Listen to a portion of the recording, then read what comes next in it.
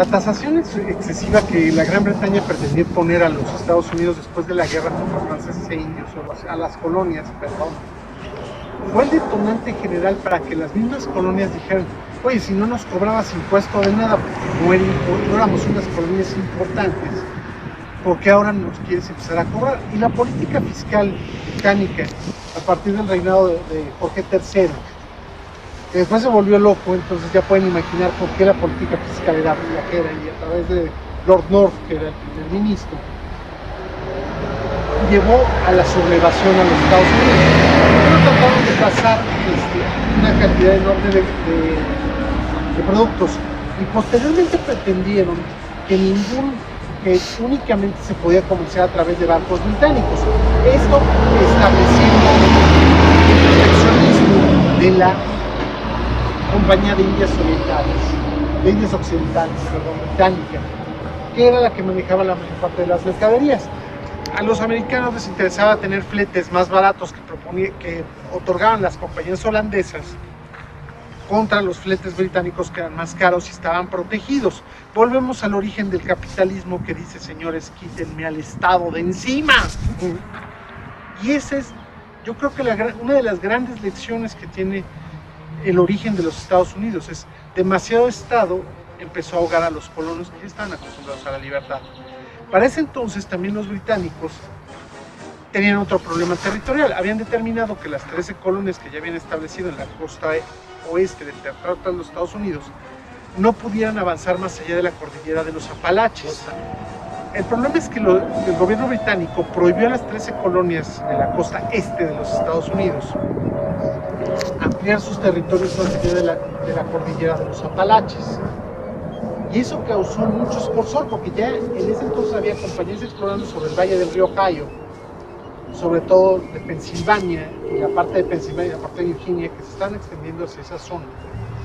¿Sí? Igual ya se habían fundado los inicios de las ciudades como Pittsburgh o algunas otras que estaban empezando a crearse en los Estados Unidos, en el territorio actual de los Estados Unidos. Y los británicos querían dejar ese espacio entre el Mississippi y los Apalaches como territorios indios, lo cual cayó como un balde de agua fría hacia el gobierno, hacia los colonos ya establecidos en la costa este.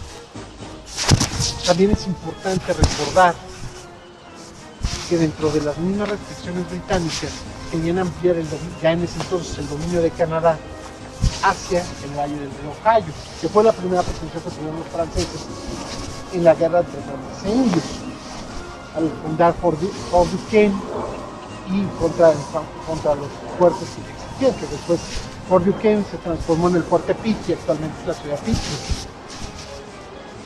Ahí en la famosa confluencia de los tres ríos.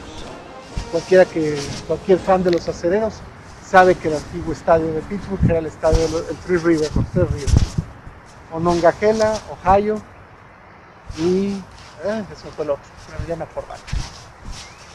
Aquí la situación es que Estados Unidos, que las colonias empiezan a tener grandes malestares con el gobierno británico, y eso va a determinar, en las primeras protestas en Boston, que derivaron en una balacera, que hubo 4 víctimas, pero se considera la matanza de Boston para la historia ya estadounidense.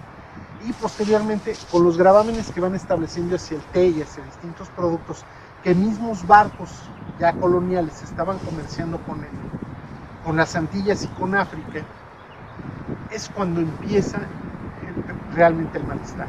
Lo primero fue la famosa fiesta del té de Boston de 1775, en donde un grupo de insurrectos contra el gobierno británico, dirigidos en el fondo por Samuel Adams, asaltan un barco de la Compañía Británica de Indias Orientales, que venía con un gran cargamento de té, y lo tiran a la bahía de Boston. Esto implica que el gobierno británico declara el cierre del puerto de Boston, pasa sus operaciones hacia el río Charles, hacia Charlestown, que es otra parte de Boston, y empieza la guerra. Los británicos tratan de tomar los arsenales que ya tenían los colonos. Desde ese entonces los colonos estaban armados, y que es lo que va a dar pie a la famosa a las famosas enmiendas constitucionales, a la primera enmienda, en donde nos permiten a los americanos tener todo tipo de armas para su defensa, que es muy controversial actualmente. Y a partir de ahí los colonos declaran la guerra. Primero se anclan en Bunker Hill, después empiezan los combates en Lexington y en Concord, y se crea a la vez un Congreso Continental de Colonias, donde las mismas colonias deciden no seguir unidas a Gran Bretaña. Todos los representantes votan y firman con una valentía poco común en la época una declaración de independencia del Reino Unido de la Gran Bretaña. Esta confederación, que es en un principio la forma de gobierno de lo que actualmente son los Estados Unidos, esta confederación de colonias, tiene anécdotas muy comunes, muy importantes. Uno de los principales agitadores era John Hancock, de Massachusetts, junto con Samuel Adams. Samuel Adams eran los principales dirigentes de los insurgentes en la colonia de Massachusetts. Entonces, cuando estaban firmando la declaración, todos ellos sabían que estaban firmando, si perdían, iba a ser esa firma de la declaración, iba a ser su acta de acusación, y probablemente hubieran sido ahorcados como traidores al rey de la Gran Bretaña. A Hancock le dicen, pues, señor Hancock, pues pase a firmar, pero sabe lo que va a pasar. Y Hancock puso una firma gigantesca en el acta de independencia, diciendo para que el rey reconozca quién soy y que sea yo el primero que cuelgue, sin perder. Eso es valor. Ahora, ¿qué es lo que sucede? En el área se desarrollan dos teatros de guerra en la guerra de independencia de los Estados Unidos. Uno es el teatro del norte, donde Washington en un principio opera en las zonas de Massachusetts, después baja hacia Nueva York, hacia Pensilvania y hacia Nueva Jersey, en donde y tienen determinadas operaciones también otra serie de generales, por ejemplo el general Horatio Gates, que combate contra el general Burgoyne, ¿sí?